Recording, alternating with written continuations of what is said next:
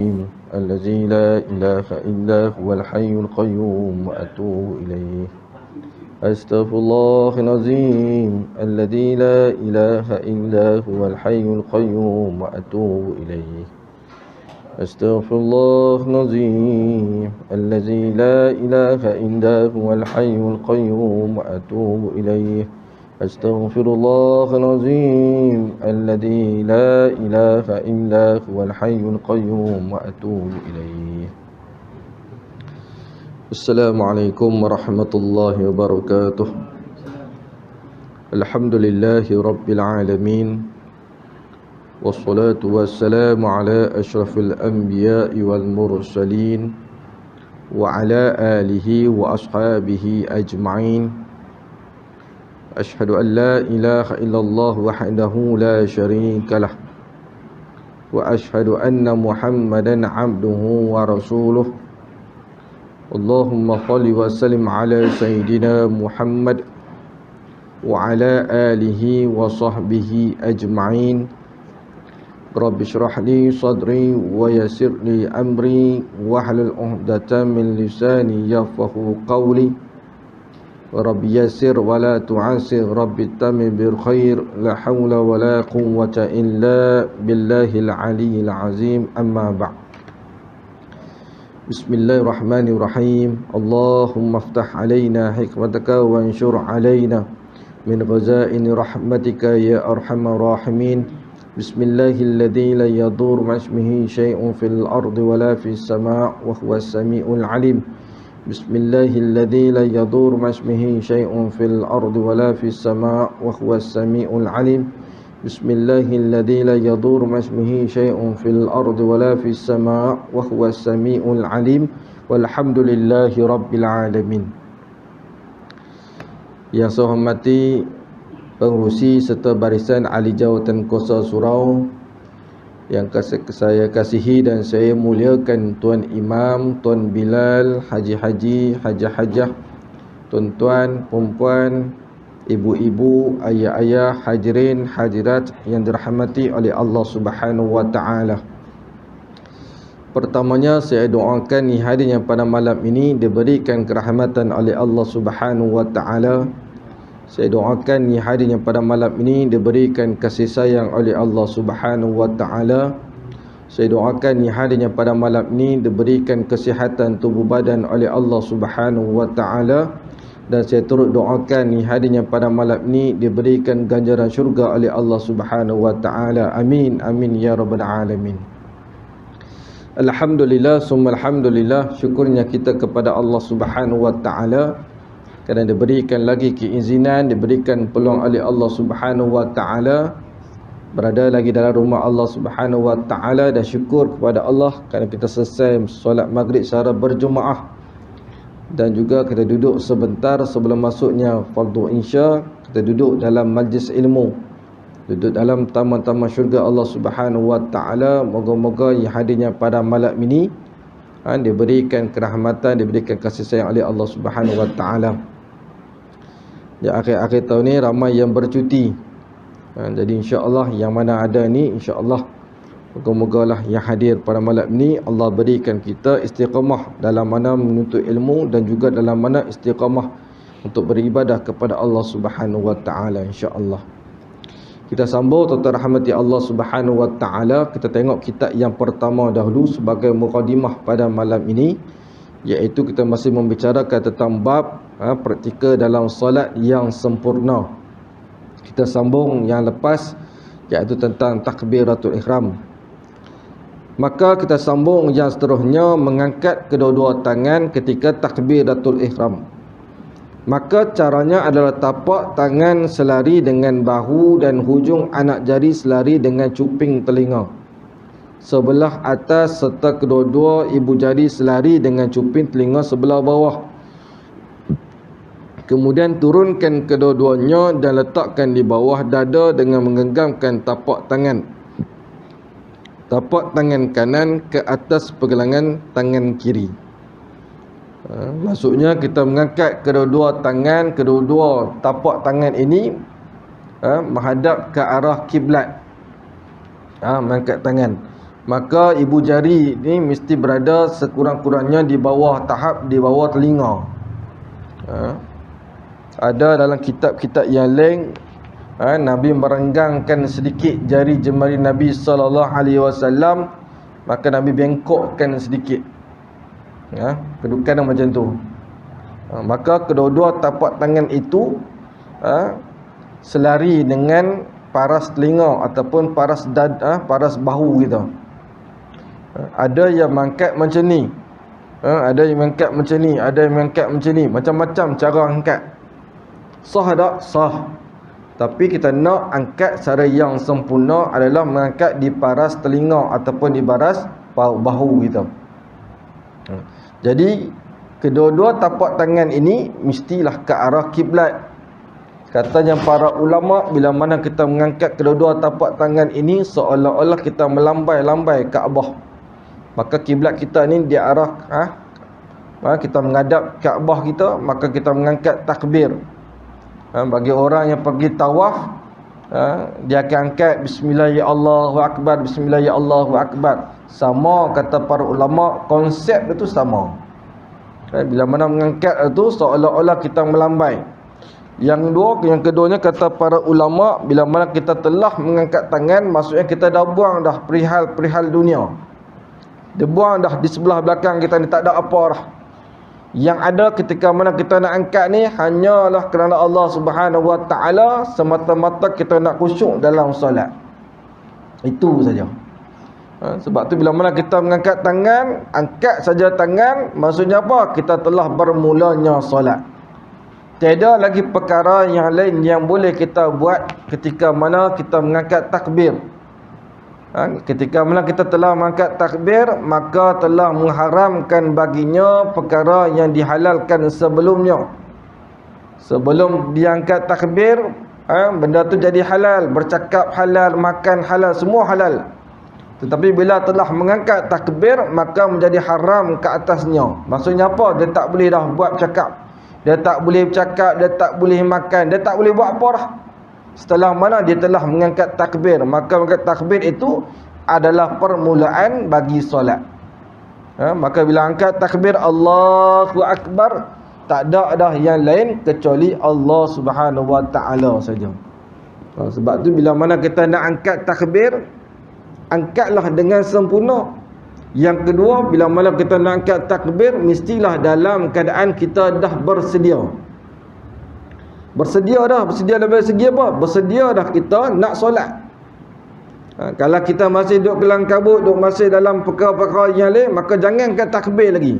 Jangan kita tergopoh-gapoh. Sebab tu kita dah tengok dah sebelum ni. Setelah mana selesai mengambil uduk, berjalanlah dalam keadaan yang tenang. Tak tahu ingat ke tak ingat.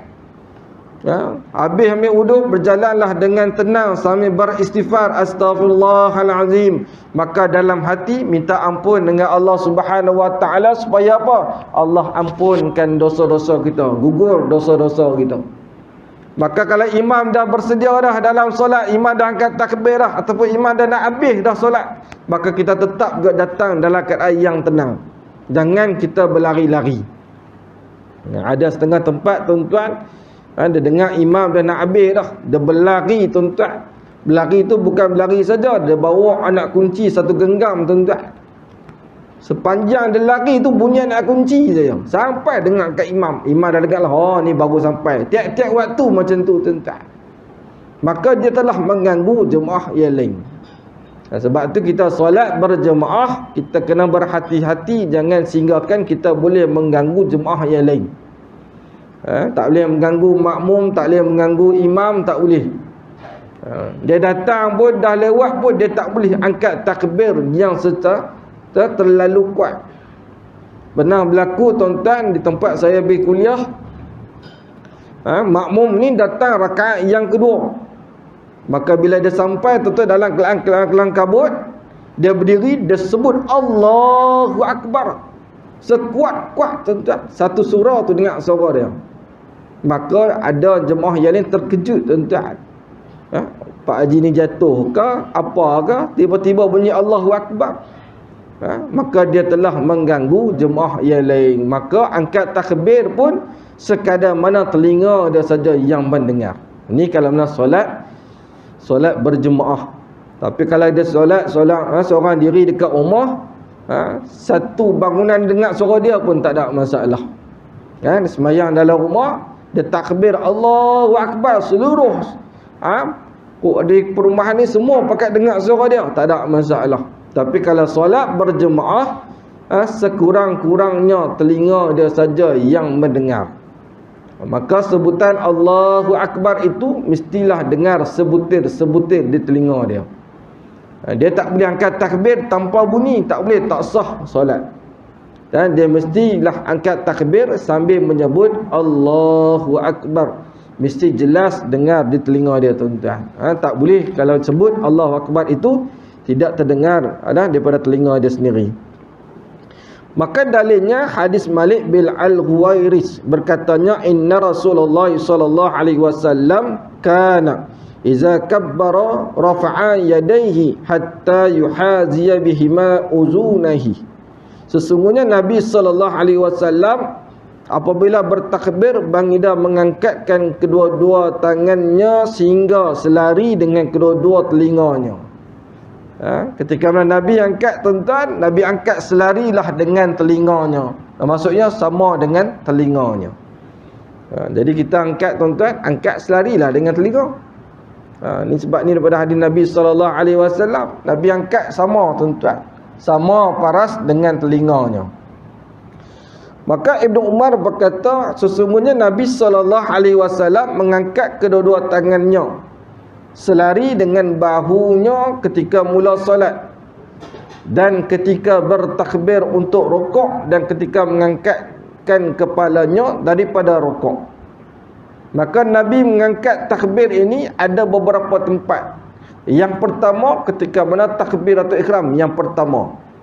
Dah berdiri betul, dah ada niat apa semua, dah lafaz, maka dia mengangkat takbir itu yang pertama. Yang keduanya ketika mana nak rukuk. Selesai baca surah, maka nak rukuk, maka ketika mana itu Nabi angkat takbir Allahu Akbar, baru Nabi rukuk. Yang ketiganya ketika mana? Ketika i'tidal.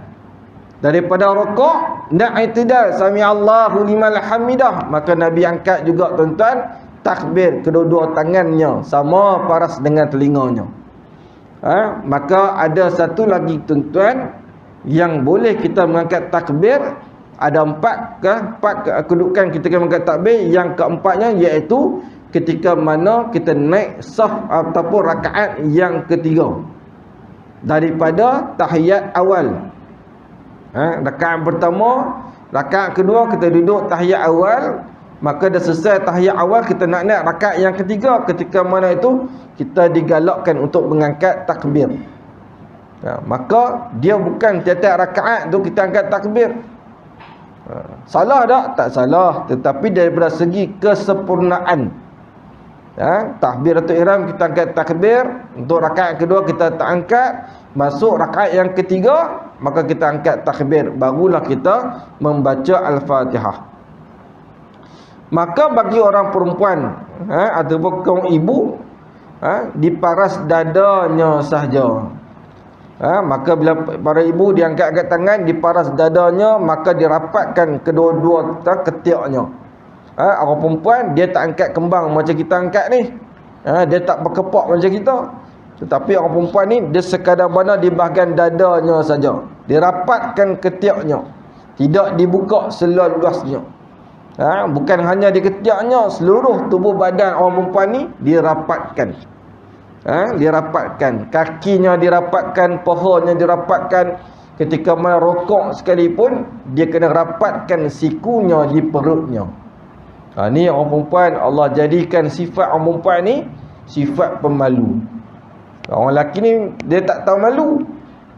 Dia boleh buka, tuan-tuan, boleh kembang tangan dia tidak ada masalah. Tapi orang perempuan dia kena jaga, tuan-tuan.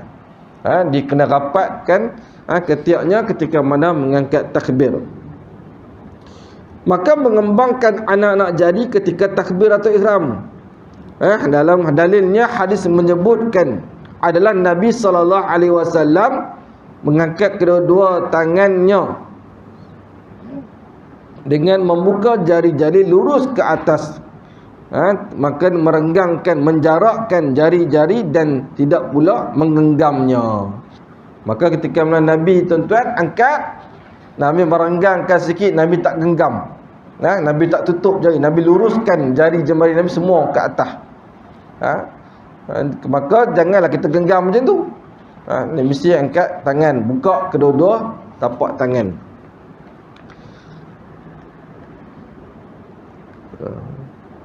Maka dia merenggangkan, menjarakkan jari-jarinya dan tidak pula menggenggamnya. Maka menjarakkan jari-jari, direnggangkan sedikit.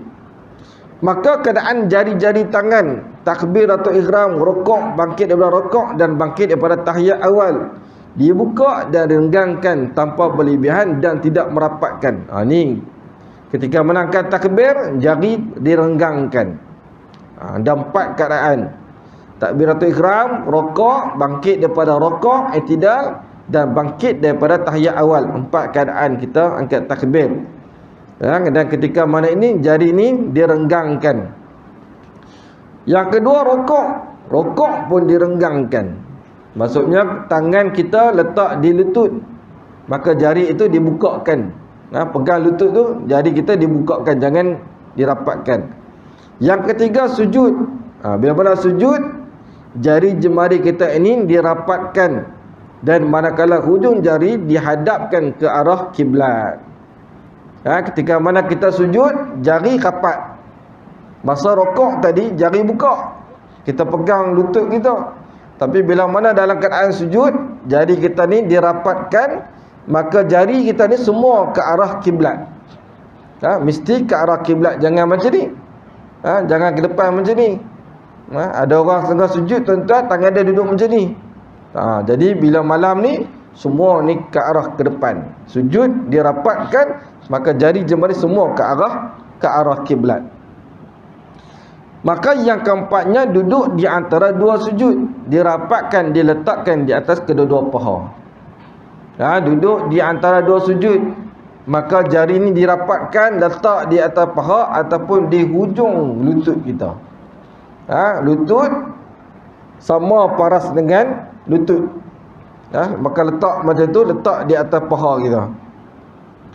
Yang kelimanya tasyahud, dirapatkan jari jemari, kecualinya jari telunjuk dan ibu jari. Tangan kiri diletakkan atas paha kiri dengan dirapatkan jari jemari sambil dihadapkan ke arah kiblat. Ketika mana kita baca tasyahud ataupun kita baca tahiyat, maka jari telunjuk ni jangan digenggamkan ataupun ditutup ataupun dibelunjuk, dia mesti dibukakan. Maka ibu jari ni pun diletakkan di bawah 3 jari lagi yang lain. Kata para ulama, jangan kita luruskan macam ni, maka dibengkokkan sedikit macam ni. Maka diletakkan di atas lutut, di hujung lutut kita. Maka bila mana kita sebut asyhadu an la ilaha illallah, angkat sedikit saja. Dan sunat ketika mana kita sebut asyhadu an la ilaha illallah, maka sunat kita menjeling, mata kita ni jeling ni tengok kepada jari kita, sunat. Maka dah selesai asyhadu an la ilaha illallah wa asyhadu anna muhammadar rasulullah, kekalkan kedudukan jari kita, jangan turun. Kekalkan dalam keadaan tadi tu. Tak perlu turun. Maka selesai dah kita baca tahiyat akhir, maka kita nak beri salam. Salam yang pertama, jari ini tidak diturunkan lagi. Salam yang pertama, assalamualaikum warahmatullahi. Selesai yang pertama sebelah kanan, maka bawa muka ke hadapan, assalamualaikum warahmatullahi. Jadi cara memberi salam, kena beri cara salam yang betul. Yang salah macam mana memberi salam yang salah? Memberi salam yang salah, ada pada kalangan-kalangan kita tuan-tuan, bukan di tempat lain lah, dia akan hangguk dulu. Assalamualaikum warahmatullahi, Assalamualaikum warahmatullahi. Tu tak betul tuan-tuan. Dia mesti dalam keadaan Assalamualaikum warahmatullahi. Maka sunat mata kita menjeling di bahu kita sebelah kanan. Maka bila mana kita nak beri salam yang sebelah kiri pula, bawa dulu muka kita Assalamualaikum warahmatullahi. Maka jelingan mata kita jelinglah di bahu sebelah kiri. Itu dia tuan-tuan rahmati Allah Subhanahu wa taala, di antara serba sedikit tentang ketika mana kita mengangkat takbir. Mengangkat takbir dan kedudukan jari jemari kita untuk apa? Untuk kita mendapat solat kita yang sempurna. Kita nak solat tuan-tuan, solat ni kita nak bawa sampai kita mati, sampai ke akhirat esok. Maka kita perbaikilah solat kita sikit demi sedikit tuan-tuan. Sebab solat ni penting untuk kita. Walaupun kita dah solat dah berpuluh-puluh tahun, tapi kita ambil sikit iktibar, ambil sikit manfaat. Moga-moga tuan-tuan tak seberapa ini boleh membuatkan kita memperbaiki solat kita tuan-tuan, insya-Allah. Wallahu a'lam. Nanti kita akan sambung lagi tuan-tuan, di antaranya tangan kanan memegang pergelangan tangan kiri, insya-Allah. Wallahu a'lam. Allahumma salli ala sayyidina Muhammad wa ala sayyidina Muhammad. Kita tengok kitab yang kedua, iaitu kitab amalan-amalan orang yang soleh. Jadi tuan-tuan rahmati Allah Subhanahu wa taala, kita tengok satu amalan. Saya nak ulang balik amalan yang lepas-lepas, iaitu amalan daripada membaca satu doa yang saya bacakan di awal tadi.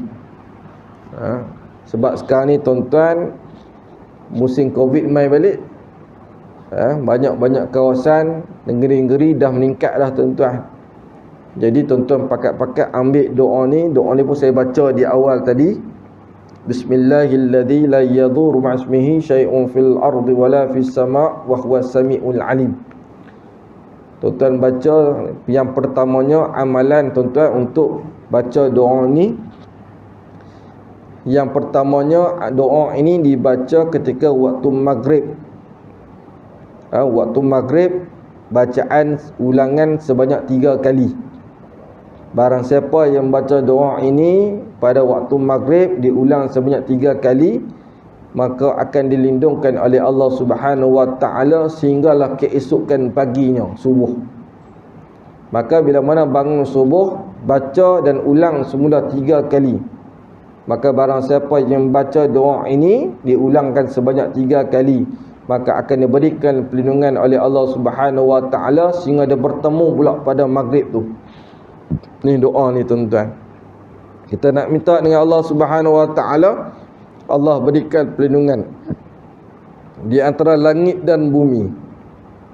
Maksudnya kita duduk di atas bumi, langit dan bumi kita berada di tengah-tengah, maka tuan-tuan kita bayangkan Allah berikan perlindungan ke atas tubuh badan kita.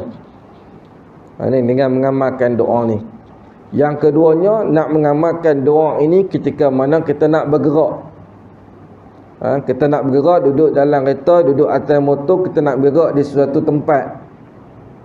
Contoh kita nak balik kampung, duduk dalam kereta, duduk dalam keluarga kita masing-masing, ataupun nak pergi mana lah. Kebiasaannya kita boleh baca dengan lancar sekali. Baca dah hafal dah, dia cekap dah baca, laju dah baca. Tapi pada satu ketika tu dia nak bergerak kenderaan dia cuba baca, tiba-tiba dia tak boleh nak baca sampai habis sebab dia terlupa. Maka kata tuan guru saya, jangan lagi bergerak. Dia baca-baca Bismillahilladzi, tak lepas-lepas dia jadi lupa. Maka jangan lagi dia bergerak ataupun dia meneruskan kenderaan tersebut. Kenapa? Kerana di hadapannya tu adanya musibah-musibah yang akan berlaku ke atas dirinya. Maka tunggu sebentar sambillah dia beristighfar. Astaghfirullahalazim, minta ampun dengan Allah Subhanahu wa taala dalam beberapa minit. Maka dia ulang semula doa tadi, Bismillahilladzi la yadhurru ma'asmihi syai'un fil ardi wala fis sama' wa huwas samiul alim. Maka kalaulah lancar baca sebanyak 3 ataupun 7 kali, maka yakin dengan Allah Subhanahu wa taala, maka dia bergerak kenderaannya. Maka bila mana dia tak lancar, maksudnya apa? Allah bagi signal bagi dia ada benda musibah yang akan berlaku di hadapan dia. Maka duduk sebentar sambil istighfar. Maka yang ketiganya, amalan ini ketika mana kita nak masuk dalam rumah kita. Kita balik mana-mana tengah malam, balik lewat malam. Mungkin balik naik motor ke, naik kereta ke. Kadang-kadang kita balik bukan balik seorang, ada yang ikut kita.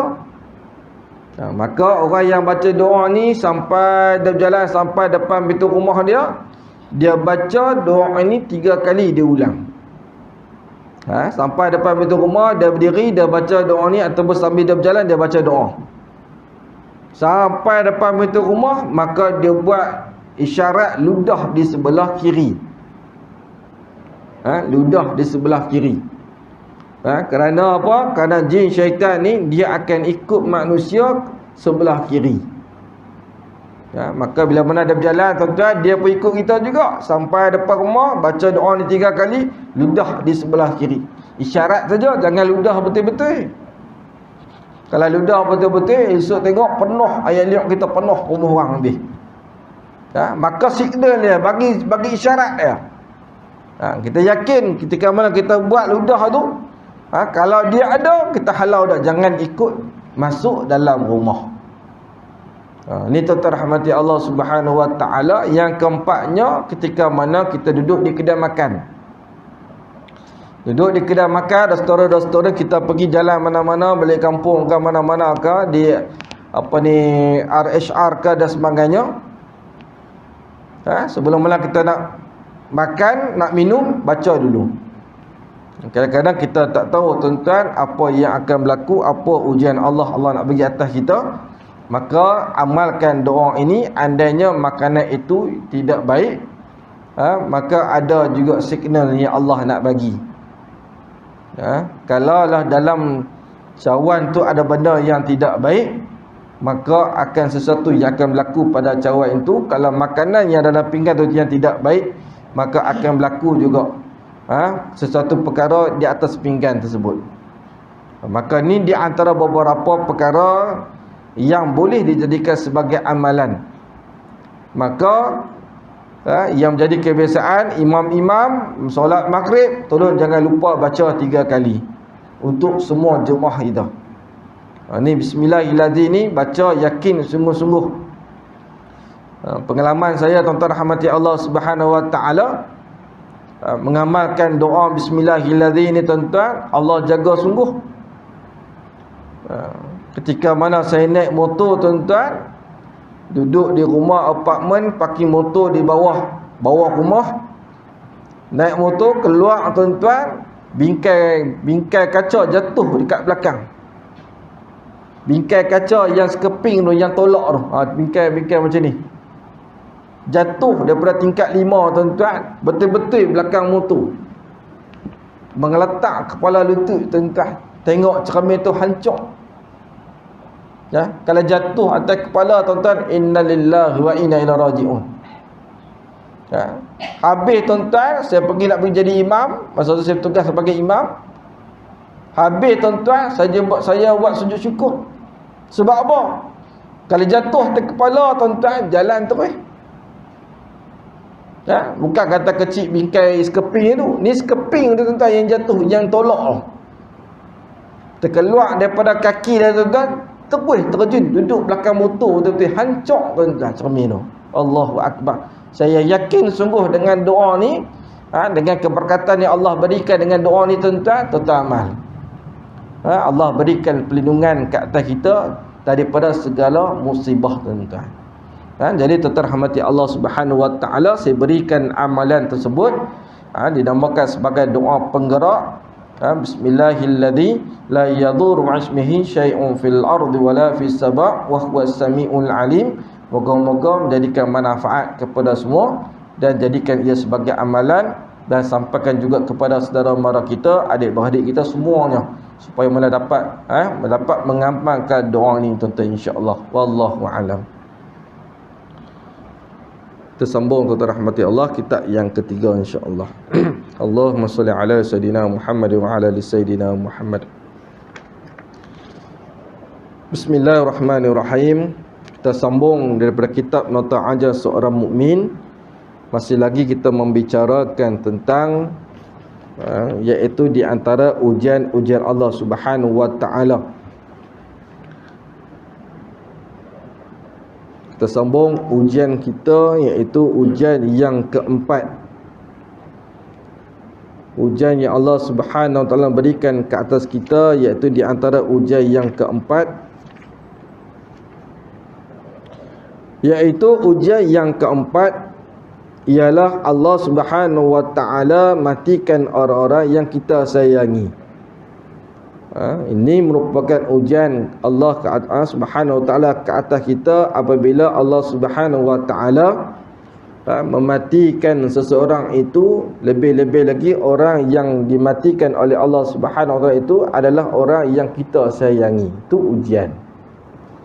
Orang yang kita sayangi, orang yang sesa duduk dengan kita, orang yang sesa kita selalu mengharapkan daripadanya, mengharapkan kasih sayang daripadanya, ketika mana itu Allah ambil nyawanya, maka ia merupakan salah satu ujian bagi orang yang soleh. Maka ini merupakan satu ujian yang akan mengoncang jiwa bila mana kita kehilangan contohnya suami ataupun isteri, anak-anak dan ibu bapa yang sangat kita sayangi. Orang yang rapat dengan kita tuan-tuan, iaitu yang pertama ibu dan ayah kita. Orang yang paling kita rapat, ibu dan ayah kita. Walaupun kita telah berumah tangga, maka kita duduk jauh daripada dia, tetapi kasih sayang kita pada ibu dan ayah kita tak pernah kurang tuan-tuan. Kasih sayang kita pada ibu dan ayah kita sebagai anak yang soleh sentiasa menjadi ingatan sampai bila-bila. Walaupun ayah dia ni seorang yang cukup garang, ayah dia seorang yang cukup cengih, tetapi sebagai anak yang soleh, faham di atas perasaan ayahnya, maka dia tetap merindui ayahnya. Begitu juga dengan ibu. Sebab tu bila mana kehilangan ibu dan ayah, maka hidup seseorang itu akan rasa kosong.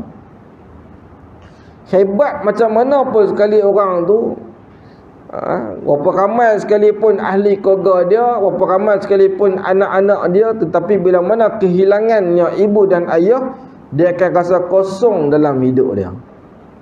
Mungkin ayah-ayah kat sini, ibu-ibu kat sini pernah penuh tempuhi kehilangan ibu dan ayah.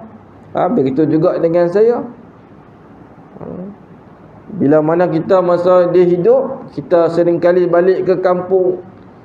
Kalau tak sempat balik kampung, tiap-tiap hari kita telefon. Bila zaman dah ada telefon ni tuan-tuan, kita pakat-pakat telefon, tiap-tiap hari telefon. Tapi bila mana tiada ibu dan ayah, kita rasa apa? Kita rasa kosong.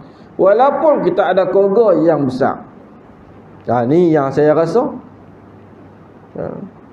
Bila mana seorang demi seorang Allah ambil, rupanya itu merupakan ujian kat atas kita rupanya. Allah ambil dulu ayah kita. Duduk elok-elok Allah ambil tuan-tuan. Sekelip mata saja Allah ambil. Duduk pula dalam 2 minggu pula ambil pula mak kita tuan-tuan. Ujian tak? Ujian. Allah nak tengoknya sifat kesabaran bagi seseorang hang redha ataupun tak tuan-tuan. Sebab itu sedih tak? Semua manusia sedih, tak ada pun yang tak sedih. Bila mana kehilangan ibu ayah, semua orang sedih, tak ada pun tuan-tuan yang tak sedih. Menangis tak? Menangis. Walaupun kita sebagai anak yang faham dan kita redha apa yang Allah tentukan, menangis tak? Tetap kita menangis tuan-tuan. Salah tak kalau kita menangis? Tak salah. Nabi SAW kehilangan Khadijah, bagaimana tuan-tuan? Sedih tak Nabi? Nabi sedih. Nabi menangis tak? Nabi menangis. Sebab itulah isteri kesayangan Nabi SAW susah dan senang. Itu dia tuan-tuan. Kita ni tuan-tuan tu Nabi ni kita sebagai manusia biasa. Bila mana kehilangan orang yang sayang, yang kita sayang sungguh, tidak ada lagi di atas muka bumi ini yang mana sebelum ni kita boleh berbakti pada ibu dan ayah, maka Allah ambil ibu dan ayah. Sebab tu bila mana orang yang soleh, ibu ayah ni bila diambil oleh Allah Subhanahu Wa Taala, maka dia kena fikir tuan-tuan, Allah nak berikan kita supaya mana daripada kalangan anak-anak, mungkin daripada kalangan anak-anak dia tidak lagi melakukan dosa bagi dia. Kadang-kadang ada ibu dan ayah, banyak tak dosa kita? Banyak dosa kita tuan-tuan. Bercakap dengan mak ayah dalam keadaan yang berkasar, cakap dengan mak ayah berkecil hati sehingga mak kita menangis tuan-tuan malam-malam, berdosa tak? Dosa. Jika mana menitisnya air mata ibu, maka kena ingat seseorang anak itu adalah anak durhaka. Ini tuan-tuan rahmati Allah Subhanahu Wa Taala. Sebab tu anak-anak tuan-tuan, pesan pada anak-anak, bercakap baiklah kepada ibu dan ayah. Walaupun ayah dia tak pandai, walaupun ayah dia tak cerdik mana, dia tetap kena hormat. Ada perkalangan anak-anak kita tuan-tuan malu nak berjalan dengan kita. Ni pernah berlaku seorang pemuda tuan-tuan, ketika mana berjalan dengan kawan-kawannya, naik di atas bas tuan-tuan. Masa tu zaman duduk atas bas, naik bas. Ketika mana duduk atas bas, sampai ke traffic light, bas tu berhenti. Kawan-kawan tengok dekat bawah, panggil panggil budak ni, mamak ni, tunjuk ni, tu ayah hang tengah sapu sampah dekat bawah. Dia tutup muka dia tuan-tuan, tak memandang langsung wajah ayah dia yang tengah duduk sapu sampah kat bawah. Dosa tak? Dosa tuan-tuan. Tapi Allah bagi tak dia berjaya? Allah bagi dia berjaya bersungguh-sungguh. Tapi kena ingat, berjaya itu berhati-hati. Takut-takut berjaya itu tak dapatnya keberkatan daripada Allah Subhanahu Wa Taala. Ada orang yang lawan cakap mak, lawan cakap ayah dia berjaya. Ada tuan-tuan. Tapi kena ingat, Allah akan lalaikan dia sampai bila-bila. Takut-takut tuan-tuan, dia terlupa nak kembali ke jalan yang benar. Allahu Akbar. Sebab tu ada anak sebagai anak kepada ada mak ayah, tolong jaga sungguh-sungguh. Jangan lepaskan peluang. Kalau boleh pegang sungguh-sungguh. Kalau mana mak ayah perlukan, belikan ubat, habiskan duit kita, belikan ubat, jaga mak ayah sungguh-sungguh. Bila mana dah kehilangan mak dan ayah, baru dia akan rasa, ya Allah, ruginya aku, ya Allah, aku tak jaga sungguh-sungguh mak dan ayahku, ya Allah. Ni tuan-tuan, saya pergi merata ceramah tuan-tuan, nak cerita tentang mak ayah ni. Kadang-kadang ada orang telefon saya, ada orang hantar WhatsApp saya tuan-tuan, nak cerita pasal mak dia, cerita pasal ayah dia.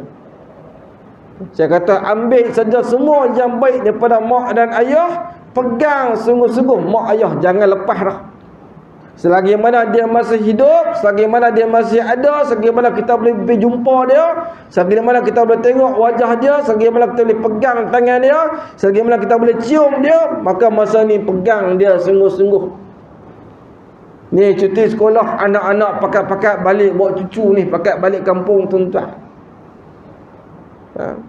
Tolong jaga handphone, jangan sambil kita bercakap dengan mak ayah, sambil handphone kita di tangan tuan-tuan. Sambil makan, letak telefon dekat depan tuan-tuan, sambil makan. Mak duduk kat depan, ayah duduk kat depan. Tak pernah dia nak pandang wajah mak ayah dia. Sedangkan pandang wajah mak, pandang wajah ayah, pahala mengalir-ngalir kepada dia tuan-tuan. Rugi tak? Rugi. Ni handphone tuan-tuan, pakat-pakat duduk di rumah, pakat pegang handphone. Hang sekali-sekala hang balik ke kampung, hang sekali-sekala hang balik nak jumpa mak ayah, tetapi mana ada percakapan hang dengan mak ayah hang? Tak ada bercakap tuan-tuan. Ni duk berlaku zaman sekarang. Tuan-tuan balik, tuan-tuan cuba pergi tengok anak kita, cucu kita tuan-tuan. Bila tanya sayang tak? Sayang. Tanya tak rindu? Tak rindu. Tapi bila balik jumpa kita, handphone lebih diutamakan tuan-tuan. Lebih suka daripada memegang telefon, daripada memandang wajah ibu dan ayah. Ni tuan-tuan, saya latih diri saya tuan-tuan. Masa zaman mak saya ada, ayah saya ada, Duduk di rumah, telefon letak dalam bilik tuan-tuan. Bila masa nak tengok, time malam mana nak tidur malam, baru buka duduk dalam bilik, baru nak tengok handphone, takut-takut ada kerja panggilan-panggilan tuan-tuan. Jangan tunjuk telefon ni di hadapan mak kita tuan-tuan. Jangan tunjuk telefon di hadapan ayah kita, nak tunjuk kata kita sibuk sungguh tuan-tuan. Allahu Akbar. Sebab tu tuan-tuan, ada mak, ada ayah, balik pandang wajah mereka tuan-tuan. Tengok sikit demi sedikit wajah mak kita. Dulu mak kita cantik tuan-tuan, la pun cantik juga. Tengok, dah berkedut di dahi, dah berkedut di pipinya. Inilah wajah mak aku dulu, ya Allah. Tengok pula tangan, dulu mak aku, ya Allah. Bila mana dipegang lembut sungguh, ya Allah. Tapi sekarang ni, ya Allah, tangan mak aku telah berkedut, ya Allah. Inilah tangan yang pernah, ya Allah, menyusukan dan mendukung aku, ya Allah. Inilah tangan, ya Allah, pernah menyuapkan nasi ke dalam mulut aku, ya Allah. Cakap tuan-tuan dengan Allah. Tengok wajah mak, pahala mengalir. Allah bagi tuan-tuan pahala mengalir. Tengok wajah ayah dulu, ya Allah, ayahku cukup kuat, ya Allah. Tapi lah ni, ya Allah, ayahku dah uzur, ya Allah. Ayahku dah tak mampu lagi nak kuat, ya Allah. Aku nak bergurau seperti dulu pun dah tak boleh lah, ya Allah. Tapi inilah ayahku, ya Allah, yang memberikan kekuatan semangat kepada aku, ya Allah. Cakap dengan Allah tuan-tuan. Kita jangan sombong di hadapan mak ayah. Pesan pada anak-anak tuan-tuan. Ni kalau ada anak-anak yang masih ada mak ayah, tolong jangan sombong. Mak ayah tak pernah belajar tinggi macam kita. Dan kita kena ingat, kita berjaya ni sebab apa? Sebab doa mereka tuan-tuan. Mereka bangun tengah malam pukul 4 pagi, siap pakai pakaian yang bersih, masuk tandas, ambil wuduk tuan-tuan. 4:30 terpacak di atas sejadah. Dan untuk apa? Berdoa untuk anak-anak dan cucunya. Habis dah solat subuh tuan-tuan, pergi ke surau, balik ke rumah tuan-tuan, baca Al-Quran, menangis-nangis baca Quran. Itulah ayah kita tuan-tuan, itulah mak kita. Tapi pernahkah kita tengok dan pernahkah kita tersempak mak kita tuan-tuan menangis-nangis berdoa? Pernah tak kita tersempak ayah kita angkat tangan berdoa menangis-nangis tuan-tuan? Pernah tak kita tengok tuan-tuan? Kita tak pernah tengok. Tapi itulah hakikat dia. Sebab apa saya boleh bercakap? Sebab saya saksikan sendiri tuan-tuan. Sebab tu tuan-tuan rahmati Allah Subhanahu Wa Taala, ada mak, ada ayah, tolong pegang sungguh-sungguh. Kalau mak dah meninggal dunia, ayah dah meninggal dunia, tuan-tuan balik ke kampung, ziarah pusara mereka, ziarah kubur mereka. Mereka tahu tuan-tuan siapa yang datang ziarah mereka tuan-tuan. Jangan kata aku dah tak ada kampung lagi dah, mak ayahku dah meninggal, siapa pun tak ada kampung lagi dah. Sedangkan kita kena ingat, mak kita dikebumikan di sana, ayah kita dikebumikan di sana. Balik ziarah kubur mereka tuan-tuan, nescaya mereka tahu tuan-tuan, daripada kalangan anak-anakku yang datang menzarahi aku tuan-tuan, mereka dapat tengok kita tuan-tuan. Sebab tu tuan-tuan rahmati Allah Subhanahu Wa Taala, Allah berikan ujian bagi seseorang bila mana kematiannya ibu dan ayah kita tuan-tuan. Allahu Akbar. Susah senang telefon mak ayah tuan-tuan. Tapi banyaknya daripada kalangan kita, bila dapat berita gembira, lupa nak telefon mak ayah. Tetapi bila datangnya berita dalam kesedihan, berita yang susah, maka dia akan telefon mak ayah. Cari mak ayah tuan-tuan. Ni orang kita tuan-tuan. Sedangkan bila mana dia dapat satu berita yang gembira, tolong telefon mak, telefon ayah, beritahulah berita gembira yang dia dapat tuan-tuan. Allahu Akbar. Sebab tu saya kata, daripada kalangan anak-anak jangan sombong dengan mak ayah. Mak ayah mengaji tak pandai tuan-tuan. Darjah berapa ayah mengaji tuan-tuan? Ayah saya sampai darjah 5 ya tuan-tuan, daripada darjah 6 ya. Terus bekerja tuan-tuan. Nak menjara adik-beradik, bapa meninggal awal. Tapi dia punya usaha tuan-tuan boleh berjaya. Dia berdoa tuan-tuan, minta ni kalangan anak-anak ni berjaya.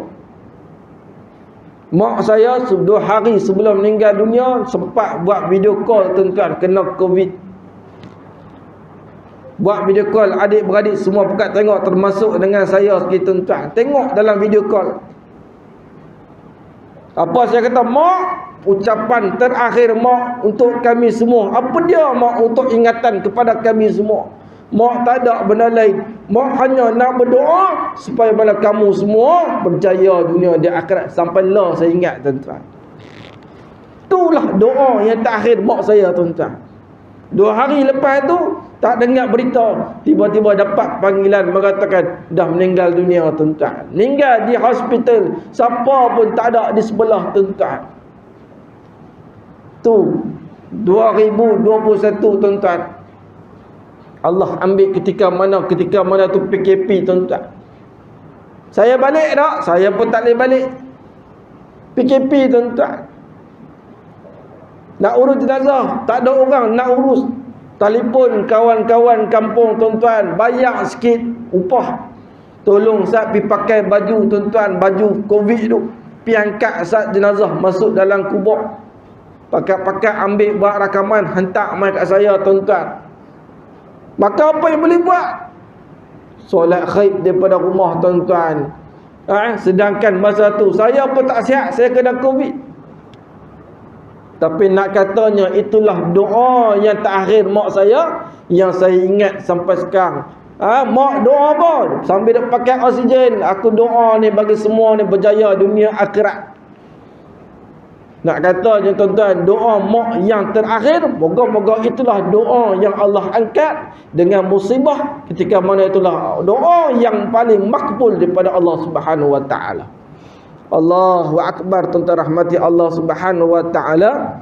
Maka itulah tuan-tuan, bila mana Allah berikan ujian bagi seseorang, kehilangan orang yang kita sayang, tak kiralah mungkin daripada kalangan kita, isteri kita yang dah meninggal dunia, ataupun daripada kalangan anak-anak kita yang meninggal dunia. Allah sayang mereka lebih daripada kita tuan-tuan. Kita rasa kita sayang, tetapi Allah lebih menyayangi mereka tuan-tuan. Saya jumpa baru ni tuan-tuan, ayah dia dalam keuzuran, tetapi Allah lebih sayang kepada anak dia tuan-tuan. Allah ambil anak dia dulu daripada dia tuan-tuan.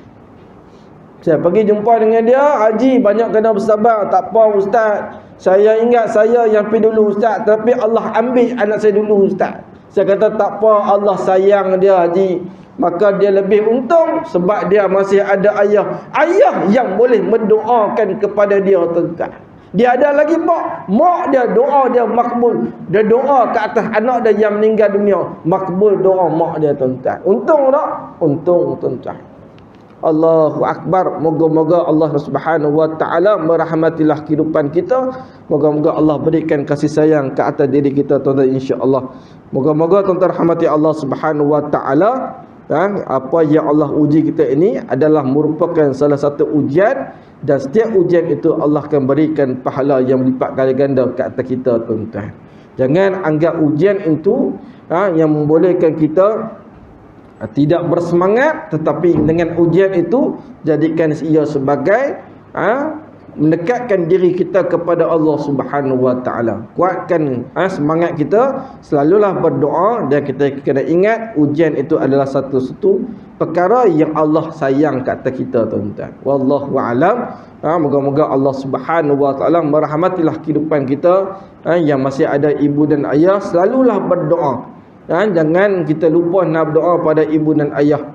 Mak ayah dia tidak mengiranya wang ringgit, tapi mak ayah memerlukan doa kita. Mak ayah nak kasih sayang daripada kita tuan-tuan. Mak ayah tak pernah minta duit dengan kita. Ada daripada kalangan anak-anak berikan duit pada mak ayah, bagus, alhamdulillah, tapi dengan percakapan yang tidak baik. Bercakap dengan penuh kasar dan sebagainya. Kita kena ingat, salah satu perkara yang mak kita nak, ayah kita nak adalah kasih sayang dan doa daripada kalangan anak-anak yang soleh tuan-tuan. Wallahu alam. Moga-moga Allah merahmatilah kita. Di beberapa hari tuan-tuan, kita nak masuk tahun 2024. Itu bukan tahun kita. Itu tahun orang putih, kita tahun Islam. Tetapi menjadilah kebiasaan kita ni, tahun orang putih ni semua orang tahulah 2024 ni. Moga kita kena ingat tuan-tuan, dengan kehadiran tahun 2024 ni, moga-moga Allah Subhanahu Wa Taala memberikan kita kekuatan untuk teruskan beribadah pada Allah Subhanahu Wa Taala, insya-Allah tuan-tuan. A'udzubillahi sabil alim minasyaitonir rajim. Bismillahirrahmanirrahim. Alhamdulillahirabbil alamin. Wassalatu wassalamu ala Rasulillah wa ala alihi wa sahbihi ajmain. Asyhadu an la ilaha illallah wa asyhadu anna Muhammadar Rasulullah. La haula wala quwwata illa billahil aliyyil azim. Iyyaka na'budu wa iyyaka nasta'in min syarri ma khalaq ya hayyu ya qayyum ya hayyu ya qayyum ya hayyu ya qayyum ya zal jalali wal ikram. Allahumma fil lana dhunubana wa liwalidina warhamhuma kama rabbawna saghira wa lil muslimina wal muslimat wal mu'minina wal mu'minat bi rahmatika ya arhamar rahimin. Rabbana atina fid dunya hasanah wa fil akhirati hasanah wa qina azaban nar. Wassallallahu ala sayyidina Muhammad wa ala alihi washabihi wasallam. Alhamdulillahirabbil alamin. Mohon ampun dan maaf jika ada salah dan silap, yang baik semua daripada Allah Subhanahu wa taala, yang jahil itu adalah kelemahan saya sendiri. Wallahu a'lam. Al-Fatihah. A'udzubillahi minasyaitonir rajim. Bismillahirrahmanirrahim. Alhamdulillahirabbil alamin. Ar-Rahmanir Rahim. Maliki yaumiddin. Iyyaka na'budu wa iyyaka nasta'in. Ihdinas siratal mustaqim. Siratal ladzina an'amta 'alaihim ghairil maghdubi 'alaihim waladdallin. Amin. Wassalamualaikum warahmatullahi wabarakatuh. Tubna ila Allah wa raja'na ila Allah wa nadi